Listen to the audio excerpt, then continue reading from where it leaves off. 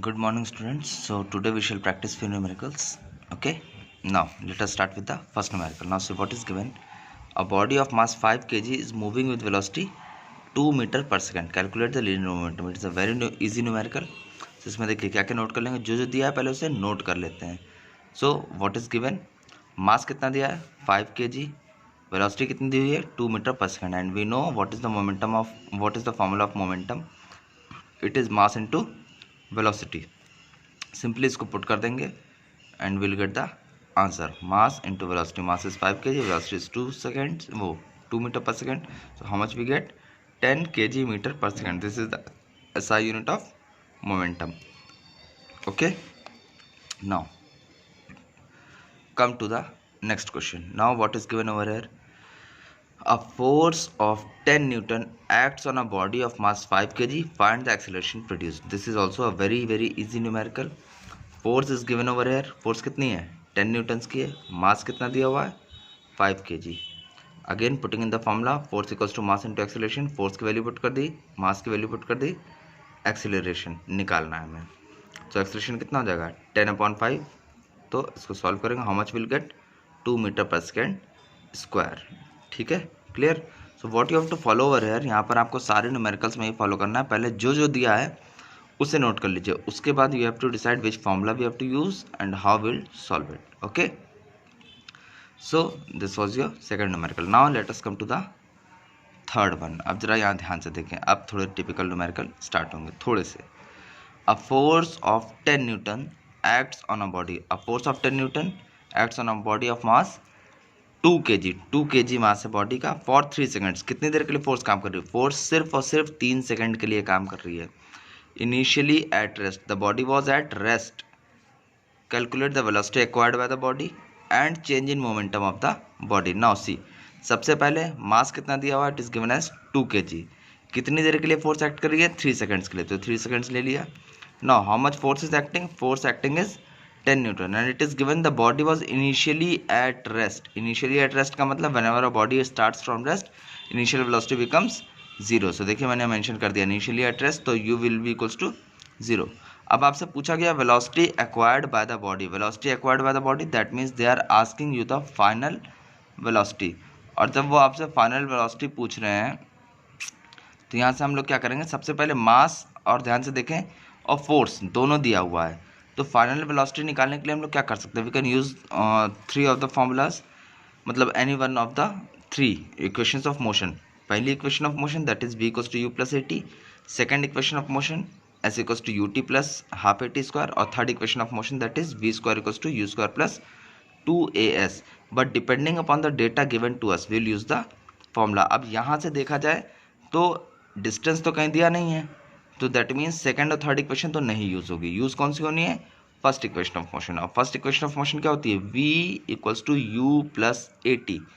तो v हमें निकालना है, u हमें पता है, t हमें पता है, एक्सेलरेशन नहीं पता है. मैं यहाँ पर मेंशन करके बता देता हूँ कौन सा फॉर्मूला यूज़ करना है. v equals to u plus at. अब आपको अकल कैसे लगानी है? देखिए v हमें निकालना है, u पता है, u 0 है, t पता है, एक्सेलरेशन नहीं पता है, तो ये निकल ही नहीं सकता है. तो इसके लिए पहले हमें क्या करना पड़ेगा? First we need to find the acceleration. So what will do, will find the acceleration using this formula. Force equals to mass into acceleration. क्योंकि फोर्स भी हमें पता है और मास भी हमें पता है. So if you put this in this formula that is F equals to ma. Force 10 है, मास है 2, एक्सेलरेशन पता नहीं. सो यहाँ से अगर हम लोग कैलकुलेट करेंगे so how much will get the acceleration to be 5 meter per second square. अब अगर हम लोग देखें इस फॉर्मूले के हिसाब से तो हमें u पता था, एक्सेलरेशन पता चल गया है क्योंकि अभी हम लोगों ने कैलकुलेट कर लिया है, और टाइम हमें दिया हुआ था already. Now we can easily find the final velocity acquired. ठीक है. So now if we use the first equation of motion that is v equals to u plus at. तो u था 0, एक्सेलरेशन 5 कैलकुलेट किया अभी, and time was given as 3. So what will be the final velocity? 15 metre per second. Okay, fine. Now what is the second question? The second question was change in momentum of the body. तो change in momentum का मतलब final velocity, वो final momentum minus initial momentum. तो अगर आपको याद हो तो चेंज इन मोमेंटम का फॉर्मूला मैंने ये बताया था. Delta p equals to mass into delta v, delta p मतलब चेंज इन मोमेंटम, और यहाँ क्या लिखा है मास इंटू डेल्टा वी, मतलब देखो मास में तो चेंज आता नहीं किसी बॉडी की, चेंज आएगा तो उसकी वेलोसिटी में ही चेंज आएगा, और डेल्टा वी को क्या लिख सकते हैं हम लोग, final velocity minus initial velocity. तो मास कितना दिया हुआ था, mass was given as 2 kg, और फाइनल वेलोसिटी अभी अभी हम लोगों ने कैलकुलेट करी, that is 15 metre per second now, and initial velocity was given as 0 because it was starting from rest, so we will put into the formula, that is 2 into 15 minus 0, how much we'll get, we'll get 30 kg meter per second. Clear? You have to use the formulas. बस हमें ये ध्यान देना है कि क्या क्या दिया हुआ है और क्या पूछा है, उसके हिसाब से हमें क्या क्या रिक्वायरमेंट है, पहले वो निकाल लेंगे, फिर जो भी करना है उसको सॉल्व करके will get the answer. Is it clear? समझ में आई बात? Now let us come to the next one, that is your fourth question. It is a little bit more typical. A ball is thrown vertically upwards and it reaches a height of 20 meter and returns to the ground. पहले ऊपर जाती है और फिर वापस नीचे आती है, ठीक है। अब हमें क्या करना है, taking g equals to 10 metre per second square. Generally g की वैल्यू कितनी होती है, 9.8 metre per second square, but हम लोग for the ease of our calculation, हमारी कैलकुलेशन ईजी हो जाए, इसलिए जनरली आप बहुत से क्वेश्चंस में पाओगे कि कहा गया है कि take the value of G as 10 metre per second square. Now what is the first question, the first question is initial velocity of the ball, second question is final velocity on reaching the ground, ठीक है, total time of the journey. अब पहले इसको diagram से समझ लेते हैं। पहले बॉल को ऊपर फेंका गया है, तो जब बॉल को ऊपर फेंका जाएगा तो उसकी कुछ ना कुछ वेलोसिटी जरूर होगी, दैट इज इनिशियल वेलोसिटी हमें नहीं पता है, बट मैंने आपको लास्ट चैप्टर में बताया था कि whenever a body reaches it's highest point, जब भी हाईएस्ट पॉइंट को पहुंचती है तो वहाँ पर फाइनल वेलोसिटी कितनी हो जाती है, 0। डिस्टेंस कितना ट्रैवल कर रही है ये हमें पता है, विच इज़ 20 मीटर्स। अब यहाँ पर एक चीज़ जो मेंशन नहीं है बट हमें खुद पता होनी चाहिए कि whenever a body is thrown vertically upwards और it falls towards the ground, acceleration जो काम करता है वो कौन सा एक्सेलरेशन काम करता है, it is acceleration due to gravity, that is G. इसीलिए आपको कहा है कि use the value of G 10, यानी यहाँ पे जी यूज़ करना है। अब अगर इसके हिसाब से हम लोग काम करें, we have to find the final वो इनिशियल वेलोसिटी। अगर देखें यहाँ पे टाइम का कोई भी जिक्र नहीं है, time is not given over, और मैंने आपको लास्ट चैप्टर में बताया था कि जब भी टाइम ना दिया हो तो हम लोग कौन सी इक्वेशन यूज़ करेंगे, will always use the third equation of motion. So now height is given as 20, if we use the third equation of motion, that is v square equals to u square plus 2gh। अब यहाँ से देखें, अब value put करना start करें। u तो 0 है क्योंकि फाइनल वेलोसिटी 0 हो जाएगी हाईएस्ट पॉइंट पे पहुँचने के बाद।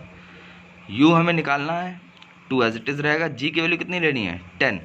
Since it is thrown against the velocity, ऊपर की ओर जा रहा ना, तो जब अगेंस्ट द वेलोसिटी थ्रो करेंगे तो इट विल बी -10, क्योंकि ग्रेविटी की डायरेक्शन क्या होती है, टुवर्ड्स द अर्थ सरफेस, तब पॉजिटिव लेते हैं, but it is thrown against the gravity, तो अगेंस्ट द ग्रेविटी में एक्सेलरेशन कितना हो जाएगा, -10।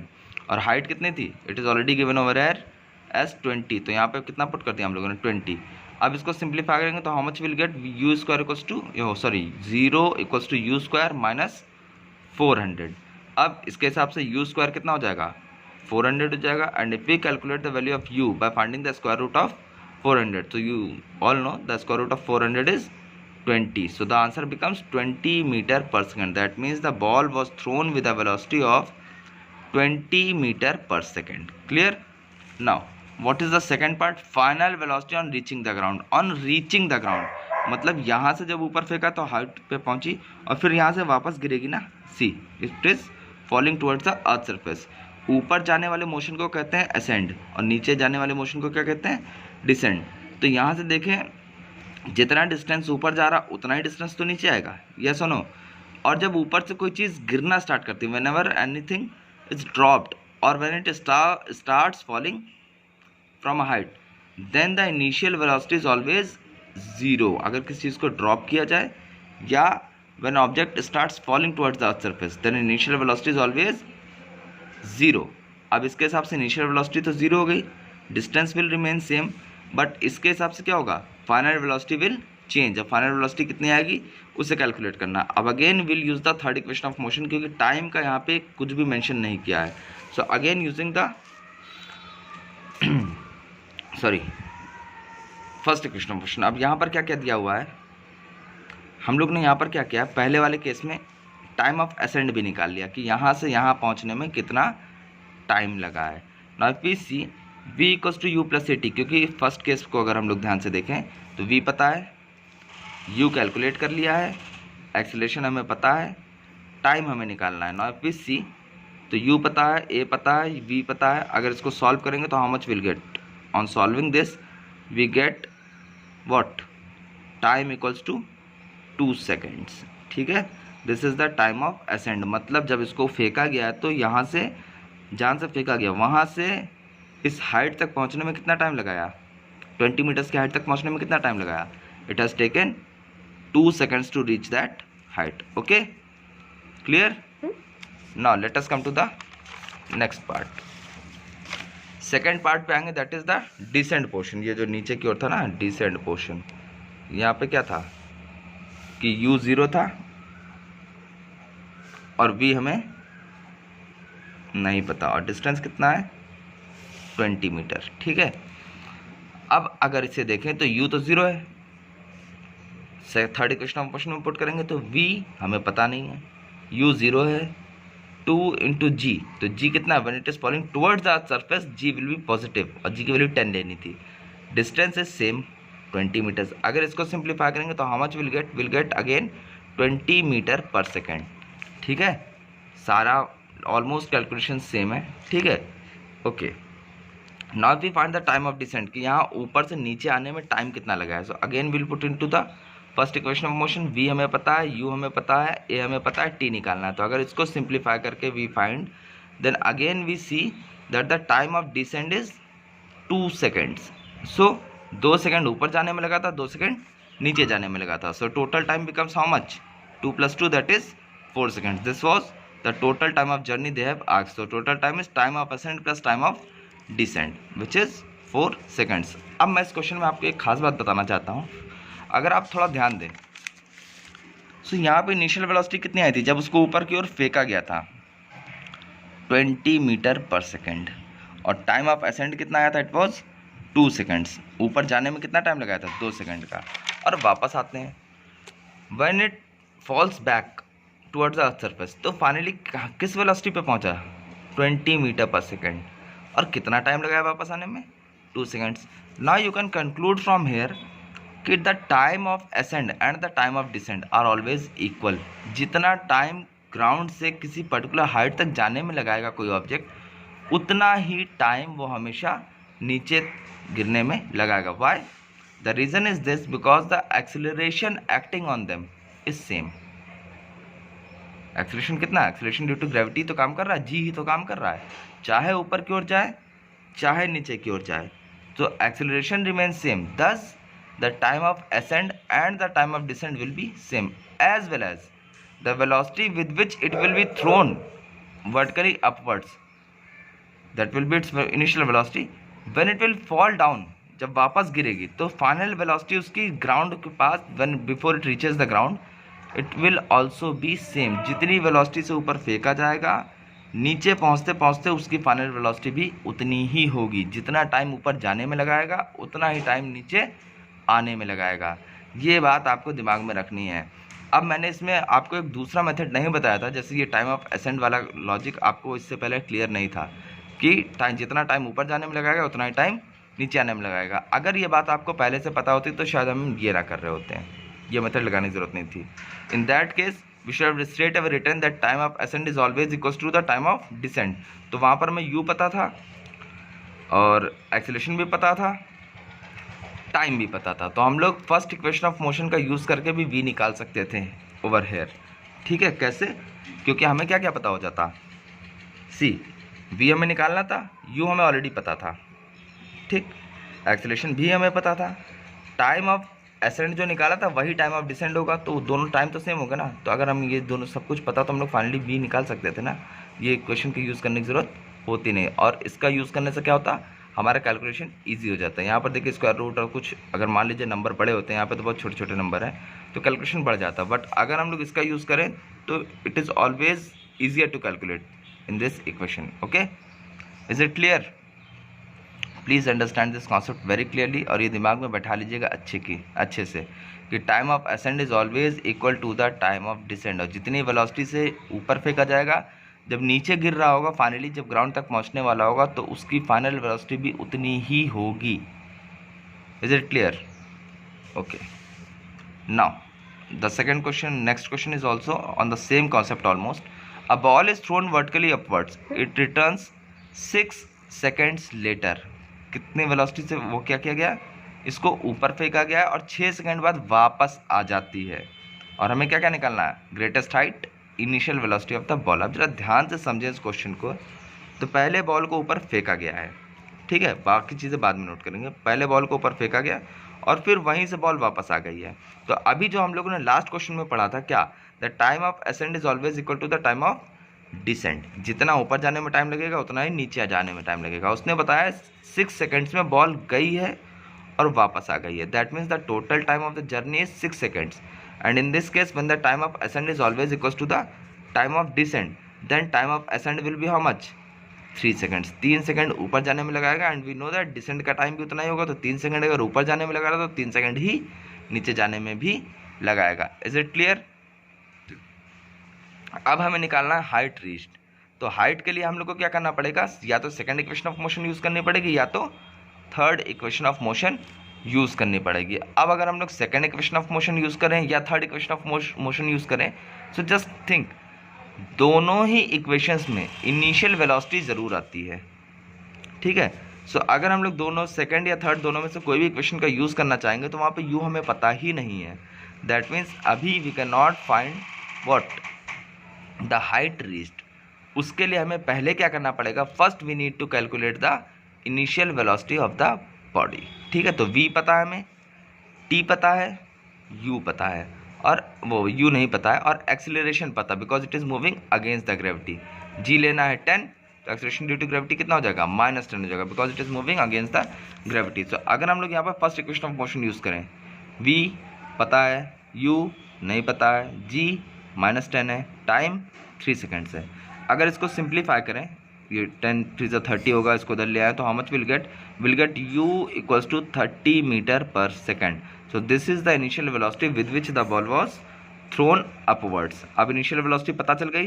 अब हम लोग कोई भी इक्वेशन यूज़ कर सकते हैं, चाहे सेकंड यूज़ करें चाहे थर्ड यूज़ करें। I have use the third one over here, you can even use the second equation of motion, क्योंकि अब हमें सब कुछ पता है, वी पता है, यू पता है, ए पता है, टी पता है, ठीक है। Now using the third equation of motion, we हमें पता है, यू भी पता है, जी भी पता है, एच निकालना है। तो यहाँ से देखेंगे कितना हो जाएगा, 30²। तो अगर इसको सिंप्लीफाई करें, इस 2 × 10h को दूसरी तरफ ले आए, so how much it becomes 20h equals to 900। Yes और नो, 30 का स्क्वायर 900 होता है। और इसको फर्दर सिंप्लीफाई करें तो how much will get 45 metre. Is it clear? समझ में आई बात? इसका यूज़ करने के लिए हमें इनिशियल वेलोसिटी पता होना ज़रूरी है, चाहे हम सेकेंड इक्वेशन भी यूज़ करें। दैट इज सेकेंड इक्वेशन क्या है, s equals to ut plus half 80², ठीक है। तो यहाँ देखें, यहाँ पे भी तो u चाहिए था हमें, और u किसी केस में नहीं पता था। तो पहला काम हमें क्या करना था, पहले हमें u निकालना ही पड़ता, चाहे हम second equation of motion use करते हैं चाहे third equation of motion use करते हैं। सो यहाँ से how much we get the height as 45 metres. और सेकंड क्वेश्चन जो आपसे पूछा था वो पूछा था initial velocity of the body. So already initial velocity हम लोग निकाल चुके हैं, ठीक है, which is 30 metre per second. Clear? देखिए आपको सेकंड क्वेश्चन ये पूछा था initial velocity of the ball. So initial velocity is already calculated, which is 30 meter per second. Is that clear? Okay. Now let us come to the next one. Now the next one is a force acts for 0.1 seconds. कितनी देर के लिए force काम कर रही है? 0.1। याद रखिएगा, एक चीज़ को समझ लीजिएगा, जब भी कभी कोई क्वेश्चन दिया जाए, जितनी देर के लिए फोर्स काम करेगी सिर्फ उतनी देर ही एक्सीलरेशन रहता है। जैसे ही फोर्स हट जाएगी एक्सीलरेशन खत्म। एक्सीलरेशन कितनी देर होगा, जितनी देर फोर्स काम करेगी, क्योंकि फोर्स क्या होता है, मास इनटू एक्सीलरेशन। और अगर फोर्स लगेगी दैट मीन्स एक्सीलरेशन हो रहा है, और जैसे फोर्स खत्म एक्सीलरेशन खत्म। सो अब क्वेश्चन पे आते हैं। A force acts for 0.1 seconds on a body of mass 2 kg। तो मास कितना हो गया, मास इज 2 kg। फोर्स कितनी है, वो टाइम कितनी देर के लिए फोर्स लगी थी, 0.1 सेकेंड्स के लिए। फिर क्या कह रहा है, initially at rest, initially at rest का मतलब इनिशियल वेलोसिटी 0। फिर क्या कह रहा है, the force is then withdrawn and the body moves with a velocity of 2 metre per second. Force लगाई, एक्सीलरेशन हुआ, तो obviously its velocity will keep on changing. और फाइनली जब फोर्स लगाना बंद किया तो उसकी वेलोसिटी कहाँ पहुँच गई थी, it has reached 2 metre per second. That means उसकी फाइनल वेलोसिटी कितनी हो गई, 2 metre per second. Find the force. अब फोर्स निकालने के लिए हमें क्या क्या चाहिए होता, मास और एक्सीलरेशन चाहिए होता। तो मास तो हमें पता है, एक्सीलरेशन का कोई पता नहीं है, और यहाँ ग्रेविटी भी नहीं है कि हम लोग सीधे जी पुट कर दें। तो यहाँ से पहले ध्यान से देखें तो u पता है, v पता है, t पता है। तो can we find the acceleration using this u, v and t? Obviously we can find, because the formula of acceleration is v minus u upon t। v कितना है, 2 मीटर पर सेकेंड, u कितना है 0, और time कितना है 0.1। अगर इसको simplify करें, सॉल्व करें, how much will get acceleration as 20 metre per second square. तो एक्सीलरेशन हमें फाइनली पता हो गया है। अब हमें सिंपली क्या करना है, we have to find the force. और फोर्स क्या होता है, force equals to mass into acceleration. और जब force equals to mass into acceleration है तो सिंपली पुट कर देंगे फॉर्मूले में, and how much will get force equals to 40 newtons. Is it clear? Okay, now let us move to the next question. So here in the 7th question what we see, a cricket ball of mass 100 gram moving at a speed of 30 metre per second. तो देखिए क्या दिया हुआ सबसे पहले, cricket ball of mass 100 ग्राम। तो मास note कर लिया 100 ग्राम। अब ये मास किस में दिया हुआ है, ग्राम में, and we need to convert this into the SI unit which is kg। So इसको kg में कैसे कन्वर्ट करते हैं, 1000 से डिवाइड करके। अगर इसको 1000 से डिवाइड करेंगे तो how much will get 0.1 kg। फिर क्या बोल रहा है, moving at a speed of 30 metre per second, अभी मूव कर रही है 30 मीटर पर सेकेंड की स्पीड से। तो u कितना हो जाएगा, 30 मीटर पर सेकेंड हो जाएगा। Is it clear? मास पता है, इनिशियल वेलोसिटी पता है। अब क्या कर रहा है, is brought to rest. Brought to rest का मतलब final velocity becomes 0 by a player in 0.03 seconds. कितनी देर में, 0.03 सेकेंड्स में। Is it clear? अब यहाँ से देखें हमें निकालना क्या, फाइंड द एवरेज फोर्स। तो फोर्स निकालने के लिए हमें क्या क्या चाहिए होता है, मास चाहिए होता है और acceleration. Again you can see over here, mass दिया हमें, एक्सीलरेशन कहीं नहीं है यहाँ पे। पहला काम क्या करना होगा, हमें पहले एक्सीलरेशन निकालना पड़ेगा।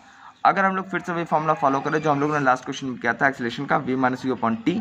तो v कितना है 0 है, u कितना है 30 था, और टाइम कितना है 0.03 seconds. If we put this and if we solve it, how much will get acceleration equals to -1000 metre per second square. अगर ध्यान से देखें तो बॉडी की स्पीड कम हो रही है, ठीक है, पहले 30 से जा रही थी फिर रेस्ट पे आई। दैट मीन्स यहाँ पर क्या होगा, रिटार्डेशन हो गया। इसीलिए आपका एक्सीलरेशन जो आया है वो कैसा आया है, नेगेटिव आया है। Got it? तो यहाँ से फोर्स कितना, वो एक्सीलरेशन कितना हो गया, -1000 metre per second square. Now what is the formula of force, force equals to mass into acceleration. तो force equals to mass 0.1 kg है, एक्सीलरेशन कितना निकाला हम लोग ने, -1000 निकाला। अगर इसको मल्टीप्लाई करते हैं तो how much will gate -100 Newton. और ये माइनस क्या डिनोट कर रहा है, सिर्फ ये बता रहा है कि वहाँ पे रिटार्डेशन हुआ था। ठीक है, इज इट क्लियर? अगर हम लोग रिटार्डिव फोर्स निकालें, यहाँ पर एक्सीलरेशन लेंगे तो नेगेटिव में आएगा, बट अगर रिटार्डिव फोर्स निकाले, जब आपसे पूछेगा व्हाट इज द रिटार्डिव फोर्स या रेजिस्टिव फोर्स, सो ये रिटार्डेशन में क्या होता है, माइनस साइन हटा देते हैं ना हम लोग, retardation equals to negative acceleration. तो इसको हटा देंगे माइनस साइन को, तो ये क्या हो जाएगा, पॉजिटिव हो जाएगा। दैट मीन्स ये are retardive force will become 100 newton. Simply force पूछेगा, दैट मीन्स -100, ठीक है। और यहाँ क्या हो जाएगा, और अगर आप देखें आपको दिमाग में आएगा, find the average force applied by the player. So भाई ये ज़रा ध्यान से देखें, तो average force applied by the वो प्लेयर, जो average force applied by the player होगा वो डिफरेंट होगा। वो क्या कर रहा है, जो फोर्स उस बॉल पे लगाई जा रही है उसके अगेंस्ट फोर्स लगा रहा है ना, यस और नो। सो अगर उसके अगेंस्ट फोर्स लगा रहा है, दैट मीन्स हम लोग को यहाँ पे रिटार्डेशन लेना होगा, because the retardation is caused by the player. So हम लोग का आंसर क्या होगा, -100 नहीं होगा, 100 होगा, क्योंकि उसने हमसे प्लेयर की फोर्स पूछी। अगर उसने पूछा होता find the average force exerted by the ball, तब हम लोग निकालते तो answer would have been -100 newton. But यहाँ पर पूछा है the average force applied by the player. Since player से पूछा है तो average force by the player will be how much, 100, retardive force लेंगे, ठीक है। Now the next one, and what is the next question, a bullet of मास अब bullet of mass 50 kg, तो भाई 50 kg पहले नोट कर लिया, देखिए मास वो सॉरी 50 ग्राम, 50 ग्राम को किस में कन्वर्ट कर लिया, kg में। फिर क्या बोल रहा है, moving with an initial velocity 100 metre per second, कितनी वेलोसिटी से मूव कर रहा है, 100 मीटर पर सेकेंड, ये भी नोट कर लिया, ठीक है। Strikes a wooden block and comes to rest, एक वुडन ब्लॉक पे स्ट्राइक करती है और रेस्ट पे आ जाती है, रेस्ट पे आ जाती है मतलब फाइनल वेलोसिटी कितनी हो गई, 0 हो गई। After penetrating a distance of 2 centimetre in it, उसमें 2 सेंटीमीटर अंदर घुस गई है, उसके बाद रेस्ट पे आई है, तो दैट मीन्स फोर्स लग रही है तो वहाँ पर डिस्टेंस भी ट्रेवल किया उसने, तो डिस्टेंस ट्रेवल्ड कितना है, 2 सेंटीमीटर, ऐसा यूनिट में नहीं है, पहले ऐसा यूनिट में चेंज करेंगे, दैट इज 0.02 मीटर हो जाएगा 100 से डिवाइड करके, ठीक है। कन्वर्जन प्लीज याद रखिएगा, otherwise you will face problems. Now what is the first question, calculate the initial momentum of the bullet. पहला क्वेश्चन यही है, इनिशियल मोमेंटम का मतलब मास इंटू इनिशियल मोमेंटम, तो मास इंटू इनिशियल वेलोसिटी कर देंगे, तो मास कितना है 0.05 and what is the initial velocity, it is 100 metre per second, तो 100 मीटर पर सेकेंड के हिसाब से मल्टीप्लाई करेंगे, so how much will get 5 kg meter per second. Clear, this is the initial momentum of the ball. Now what it has asked, second question, final momentum of the bullet. Final momentum का मतलब mass into final velocity. अब देखें यहाँ पे P2 लिख दिया मैंने, final momentum मतलब मास इंटू फाइनल वेलोसिटी, तो मास तो उतना ही रहा, फाइनल वेलोसिटी वॉज 0, देखिए अगर because the body came at rest, तो फाइनल वेलोसिटी कितनी थी 0, दैट मीन्स फाइनल मोमेंटम कितना हो गया 0 हो गया, पहले इतना था और फाइनली 0 हो गया।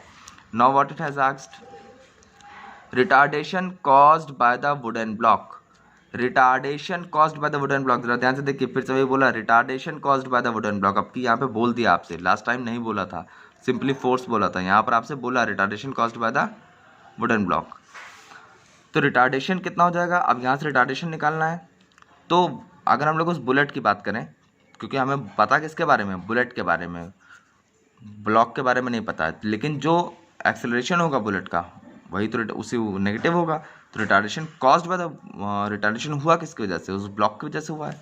सो first what we have to do, we have to find the acceleration, v square equals to u square plus 2as। v हमें पता है, फाइनल वेलोसिटी 0 हो गई थी, इनिशियल वेलोसिटी 100 थी, एक्सेलरेशन हमें पता नहीं है, and what was the distance bullet has penetrated, it was 0.02 metre. अब अगर इसको हम लोग सॉल्व कर लें, ठीक है, इसको इधर ले आए, इसको इधर ही सॉल्व कर लें, how much we'll get the, now see this is all calculation, I don't need not to tell you the way to calculate it, so you'll calculate it yourself। अगर इसको हम लोग कैलकुलेट करें, so how much we'll get after solving this, we'll get acceleration equals to minus 2,50,000 metre per second square, this is the acceleration. ध्यान से देखिए, acceleration बहुत ज़्यादा है, वो इसलिए है क्योंकि वो जो 100 मीटर पर सेकेंड आपने देखा था ना velocity, it is not very less, it is very very very higher इधर, ठीक है। सो ऑब्वियसली, और कितने टाइम में, रेस्ट टाइम भी बहुत कम लगा, सिर्फ 2 सेंटीमीटर अंदर गई है और तुरंत रेस्ट पे आ गई है, मास भी बहुत कम था, तो ऑब्वियसली जो एक्सेलरेशन प्रोड्यूस्ड होगा it will be very high. तो अगर हम लोग यहाँ से, ये तो एक्सेलरेशन था, नेगेटिव में रिटार्डेशन निकाले, तो हमें क्या करना होता है, यहाँ से माइनस साइन हटा देना होता है, माइनस साइन हटा दीजिए, how much will get, again will get 2,50,000 metre per second square. Now force का फॉर्मूला क्या था, मास इंटू एक्सेलरेशन, बट आपसे पूछा है रेजिस्टिव फोर्स, अगर ये पुट करेंगे तो we have to put this value, but since they have asked you resistive force, तो इसका मतलब मास इंटू रिटार्डेशन पुट करेंगे।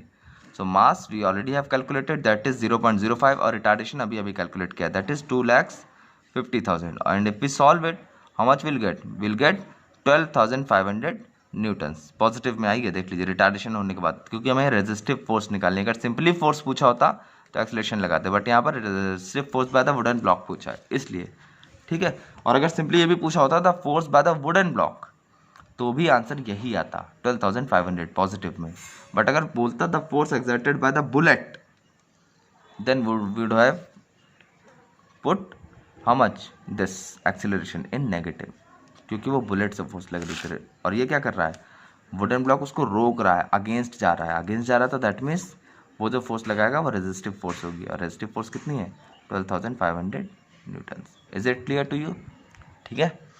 सो this is it for today,